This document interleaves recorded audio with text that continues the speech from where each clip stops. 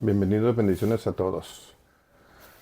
Eh, Antes de comenzar con este estudio, vamos a decir una bendición inicial de agradecimiento. Berahu et Adonai Amborach. Baruch Adonai Amborach leolam baed. Baruch atah Adonai Eloheinu melech haolam. Asher bachar banu mikol ha'amim. Benatan lanu et torato. Baruch atah Adonai noten ha-Torah. Bendigan a Adonai, quien es bendito. Bendito es Adonai, quien es bendito por siempre jamás. Bendito eres tú, Adonai, nuestro Elohim, Rey del universo, que nos elegiste entre todos los pueblos y nos diste tu Torah. Bendito eres tú, Adonai, que nos bendices con tu Torah, que nos diste tu Torah. Bendito eres tú, Adonai, que das la Torah. Hoy estaremos analizando la parashá de Pinjas. Este es un texto que marca el cenit del ordenamiento sacerdotal, porque bajo un análisis legal profundo, revela las grietas de la sucesión carnal y anticipa el traslado definitivo de estructuras hacia lo eterno. Entre todos los temas que se van a estar viendo en esta paracha, específicamente el primero es el pacto de sacerdocio y la fragilidad del linaje. Así lo vamos a estar dando este enfoque. Ese pacto que hizo con el sacerdocio y la fragilidad del linaje. Iniciamos con el pacto de paz y sacerdocio eterno. Aquí Adonai otorga a Pinjas el pacto de paz, el Brit Shalom, y el pacto de sacerdocio perpetuo, el Brit Kehonat Olam. Ahora, en el libro de Bemidbar, en el capítulo 25, verso 12 al 13, dice que por tanto diles, he aquí, yo le doy mi pacto de paz y tendrá él y su descendencia después de él el pacto de sacerdocio perpetuo, por cuanto tuvo celo por su Elohim e hizo expiación por los hijos de Israel. Aquí el énfasis, o aquí podemos detenernos en la naturaleza legal de este pacto. El sistema de Kedushá, de santidad, requería pureza genética absoluta. Cualquier quiebre matrimonial o pérdida de requisitos anulaba el derecho al altar, como ocurrió cuando regresaron de Babilonia. En el libro de Esra, capítulo 2, verso 62, dice que estos buscaron su registro de genealogías y no fue hallado y fueron excluidos del sacerdocio. Entonces vemos aquí que la sucesión carnal era frágil, era fragmentada por la muerte y fallaba, era falible. Ahora si vemos la historia, documenta el colapso de este diseño en el primer siglo bajo la intervención de Roma y Herodes.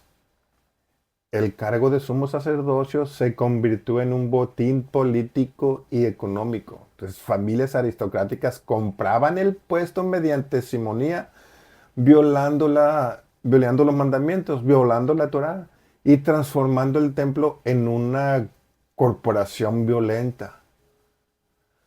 Ahora, si vemos historiadores como Flavio Josefo en Antigüedades Judías, en libro 10, capítulo 10, dice que Herodes ya no nombró a los sumos sacerdotes de la estirpe de los asmoneos, sino que asignó el honor a personas del linaje común por el pago de sumas de dinero.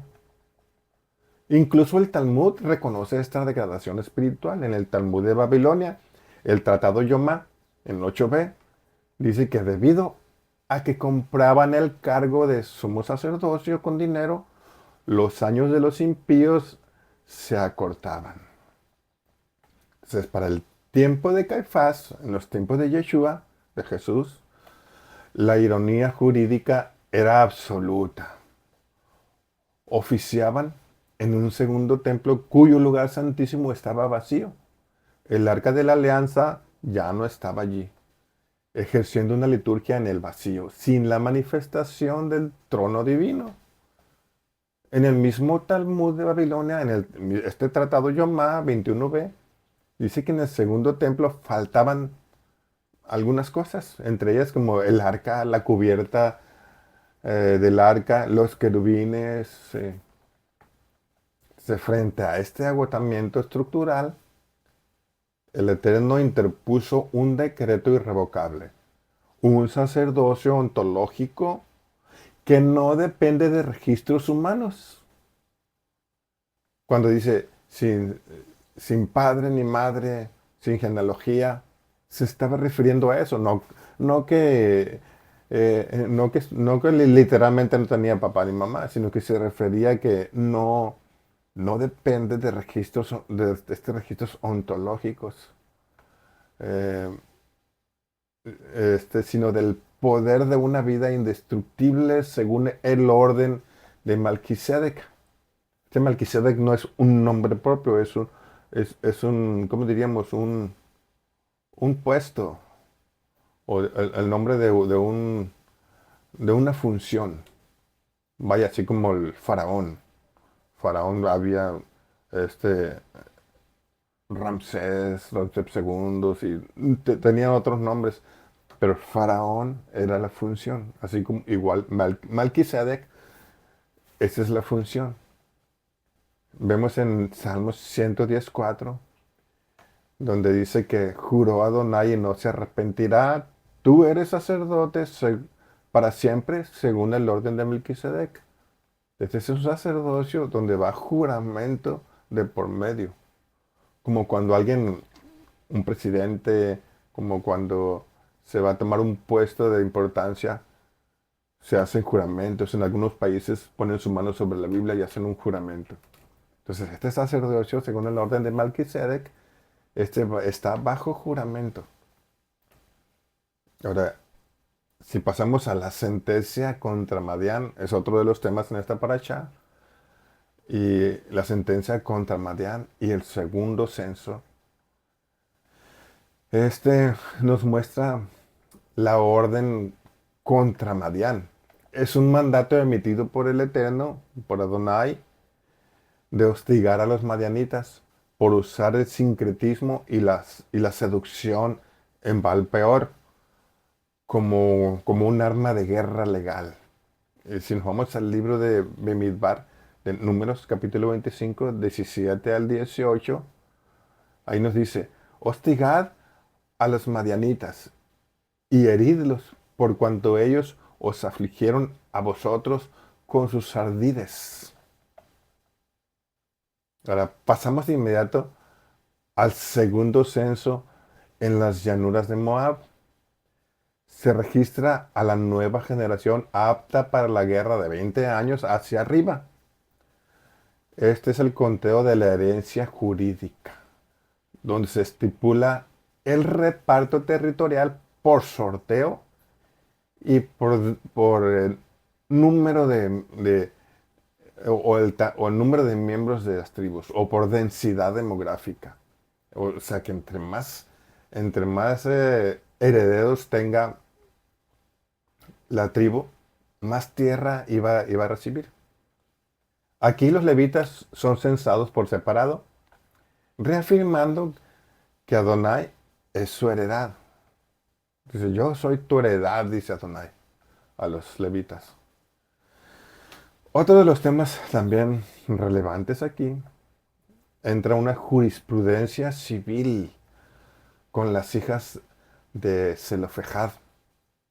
Aquí aparece un hito en el derecho bíblico, en el derecho legal bíblico, esta jurisprudencia, los derechos de herencia de las hijas de Zelofejad son Noa, Mijla, Milca, Jogla, Tirza.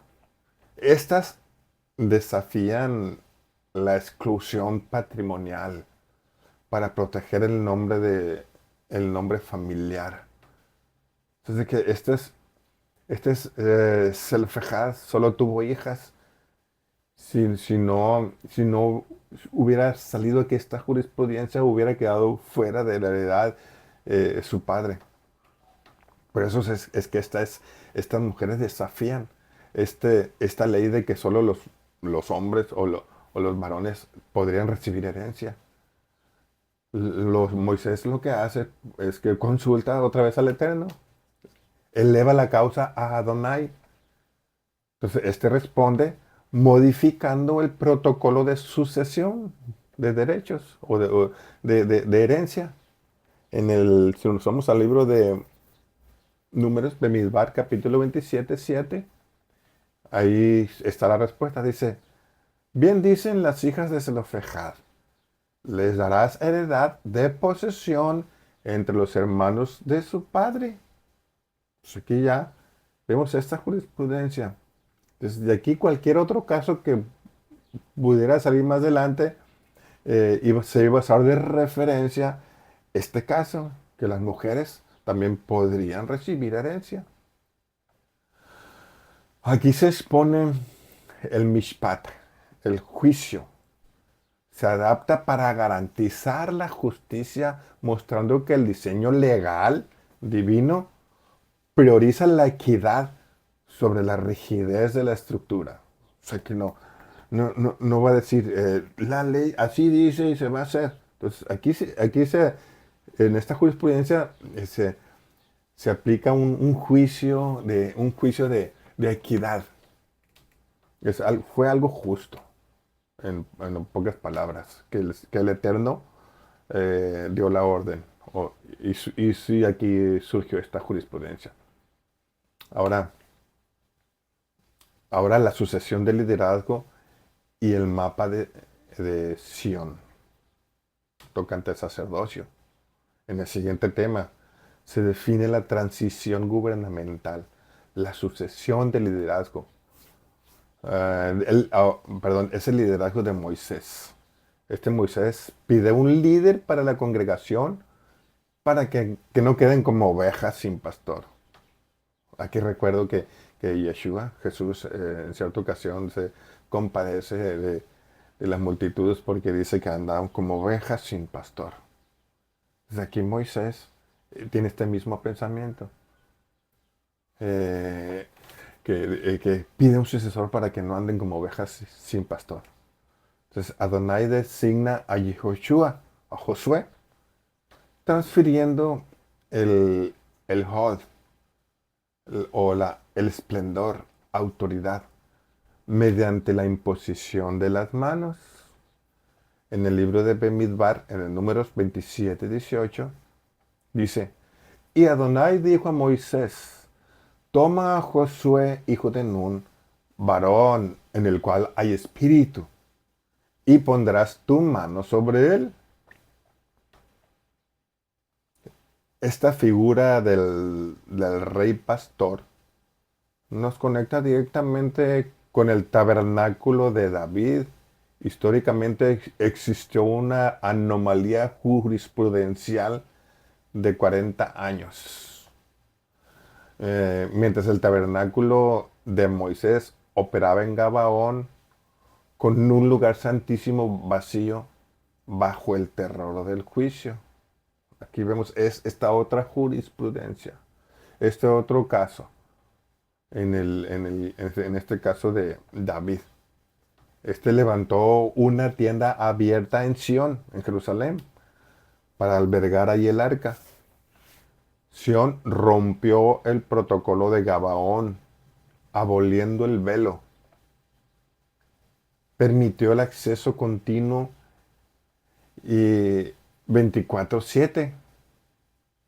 Y aquí cualquiera podía entrar a ver. Si recuerdan cuando Yeshua murió que se rasgó el velo en dos de arriba a abajo. Este velo que no se podía romper, este velo tan grueso. El mismo Eterno lo rompió de arriba a abajo. Entonces aquí vemos este reflejo de lo que estaba, o algo como lo que pasó con David, que se exponía el arca sin velo. ¿Qué nos está diciendo el Eterno aquí? Que ahora 24/7 podemos estar alabando, bendiciendo, entrando, viendo su presencia. 24/7. Como había ahí, David tenía cantores día y noche. Ahora si nos vamos al libro de Éxodo 6:11, dice que estuvo el arca de Adonai en casa de Obed-edom Geteo 3 meses y bendijo a Adonai, a Obed-edom y a toda su casa. Eh, y esta noticia llegó hasta oídos del rey David y este rey David mandó traer el arca a Jerusalén, específicamente a Sión.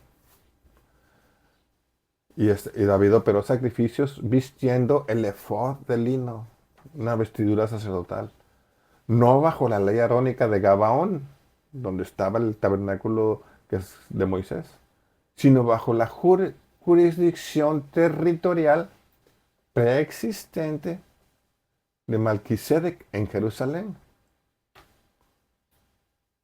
¿Por qué es jurisdicción territorial? Porque en ese territorio, ya profundizando más en este estudio, en ese mismo territorio, eh, es donde se encontraba este Melquisedec, al que le llevó los diezmos Abraham. Entonces, bajo esa jurisprudencia fue que David actuó, el sacerdote del Dios Altísimo, dice, en Génesis. Ahora, si nos vamos a Salmos 76, verso 2, dice, en Salem está tu tabernáculo y su habitación en Sión. Entonces, en Salem está tu tabernáculo y su habitación en Sión. O sea, el calendario, ahora, el calendario de sacrificios y el tránsito a la sustancia. La paracha concluye con el calendario de ofrendas, un catálogo exhaustivo que regula el tamiz, sacrificio continuo. Aquí en Bemidbar 28.3, número 28.3, dice, este es el sacrificio encendido que ofreceréis a Adonai. 2 corderos de 1 año sin tacha cada día, así como las solemnidades de Shabbat, la de Rosh Chodesh, Pesach, Shavuot, Yom Teruah, Yom Kippur, Sukkot, Shemini Atzeret. Eh, y en sí, pues este es el contenido de esta paracha. Pero ahora haciendo un análisis filológico y conceptos clave. Vamos a ver algunos conceptos clave. Vamos a profundizar en los pilares técnicos de la paracha.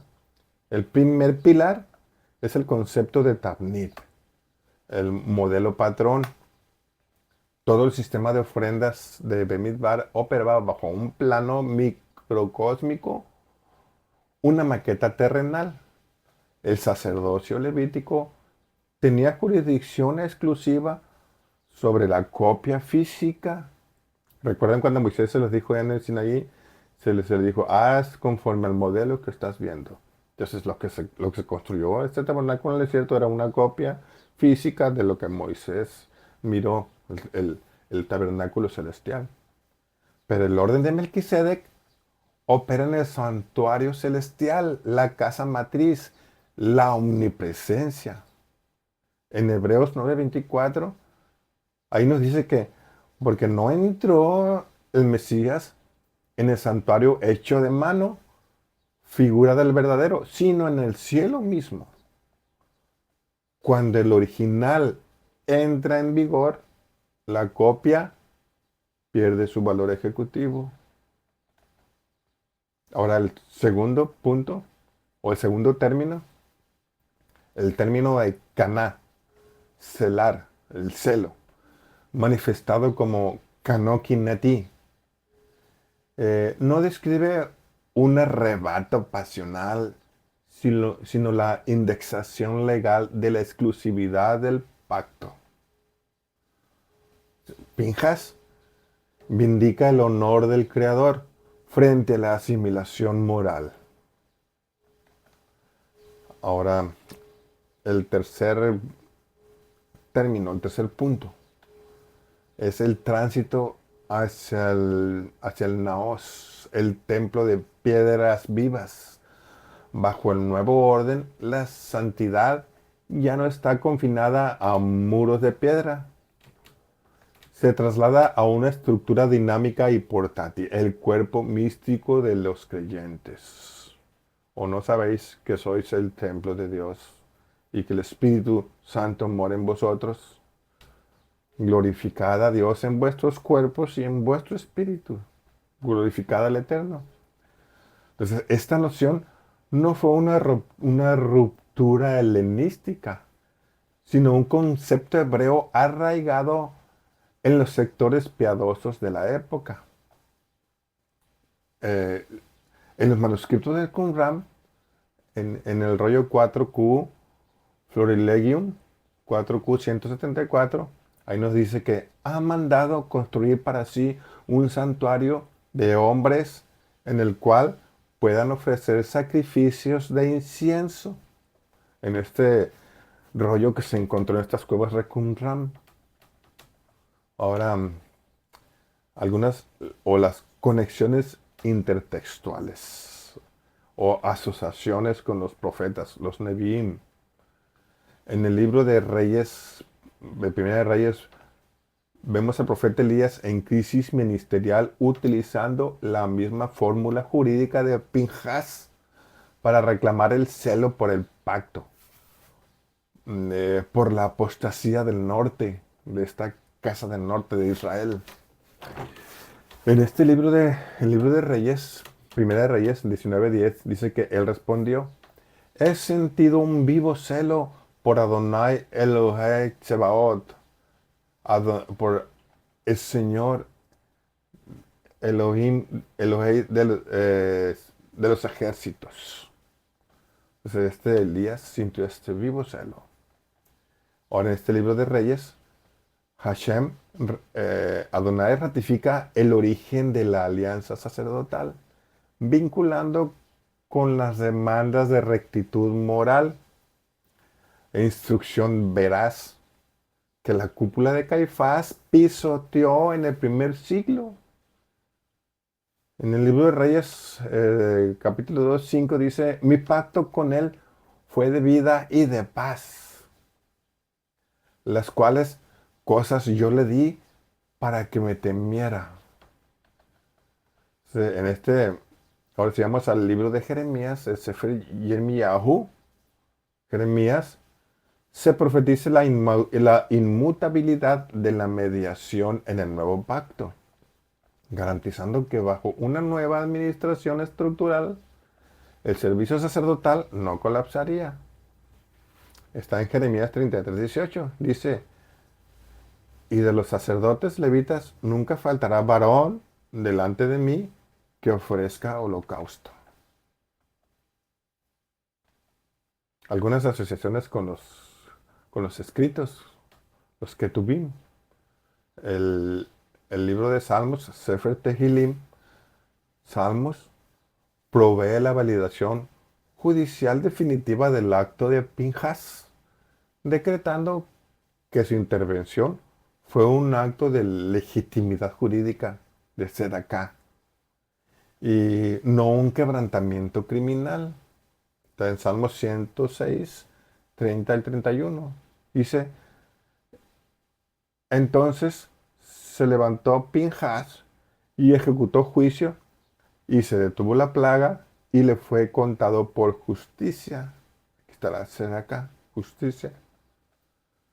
Ahora, en el libro de Ezra expone documentalmente la rigurosidad de las leyes genealógicas del linaje puro, sirviendo como el marco de contraste, este contraste histórico que demuestra la fragilidad del papeleo humano frente a la eternidad del Mesías. En Esdras 7:5, ahí nos dice que hijo de Abisúa, hijo de Pinjas, hijo de Eleazar, hijo de Aarón, el primer sacerdote. En el libro de Crónicas, primera de Crónicas, certifica el rol administrativo y de preservación del orden judicial que ejercía la línea de Pinjas cuando la presencia custodiaba el campamento. En primera de Crónicas 9:20 dice, y Pinjas, hijo de Eleazar, fue antes jefe de ellos y Adonai estaba con él, el jefe de los guardias. Hay al- Vamos a ver, vemos algunas asociaciones con el Brit Hadashah, pacto renovado, o conocido como no, más conocido como Nuevo Testamento, este Brit Hadashah, pacto renovado.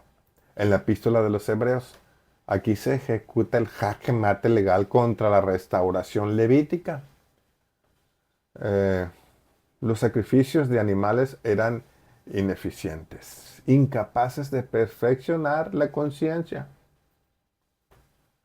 El cambio de ley y el juramento de Salmo 110, cambio de ley sacerdotal.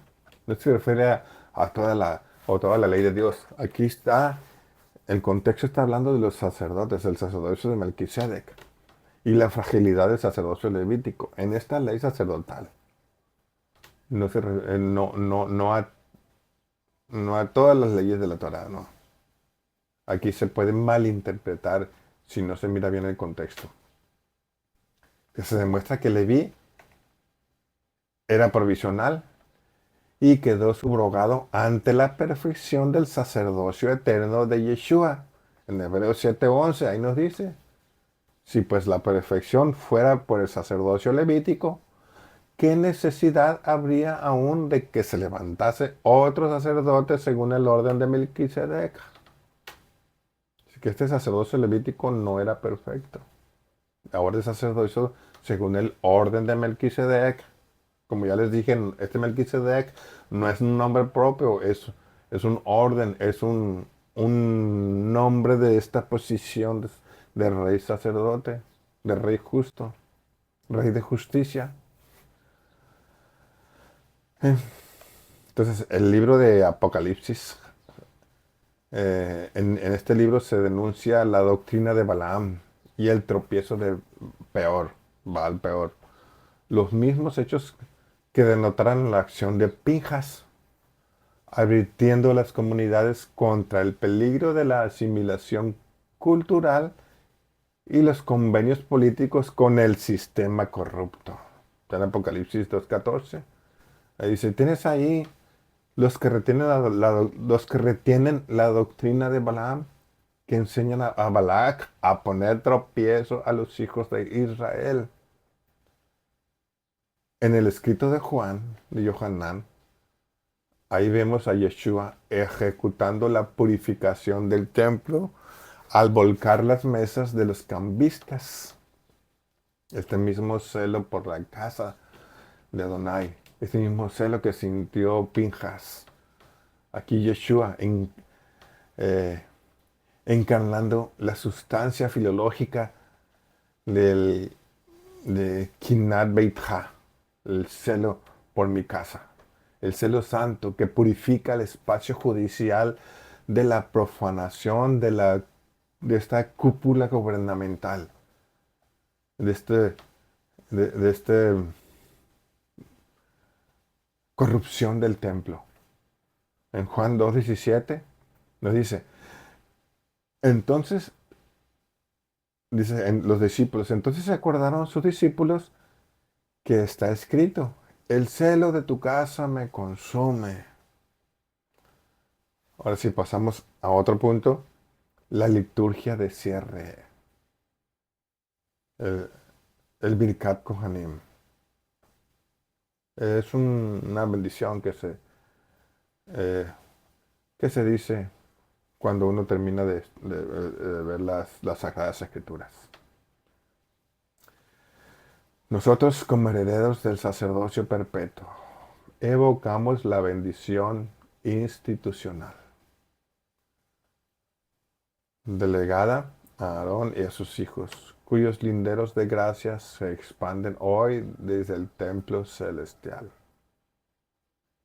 Igual este tema del sacerdocio es un tema más profundo que en otra ocasión podemos verlo a más detalle. Por aquí hay una sombra donde, en la jurisprudencia de cuando David puso el tabernáculo en Sión, sin cortinas, adorando 24/7 con sus cantores. A su vez estaba también el tabernáculo de- que se construyó en el desierto, en Gabaón. Creo que es en Gabaón, si no me equivoco. Pero el caso es que aquí se miraban estaban los dos tabernáculos, el de David y el de Gabaón. Posiblemente por ahí, vaya profundizando, podamos encontrar esta coherencia aquí entre el sacerdocio levítico y el sacerdocio de Melquisedec, el sacerdocio de Aarón y el sacerdocio de Melquisedec. Aquí podríamos encontrar alguna coherencia. Pero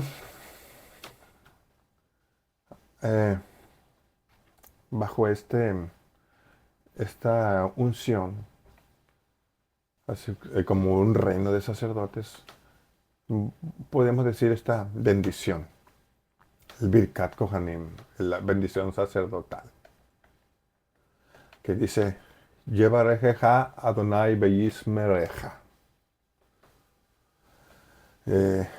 Adonai te bendiga y te guarde. Yaer Adonai panabeleja, bijuneja. Adonai haga resplandecer su rostro sobre ti y tenga de ti misericordia. Yisa Adonai panabeleja, biyasemleja shalom. Adonai alce su rostro sobre ti y ponga en ti paz.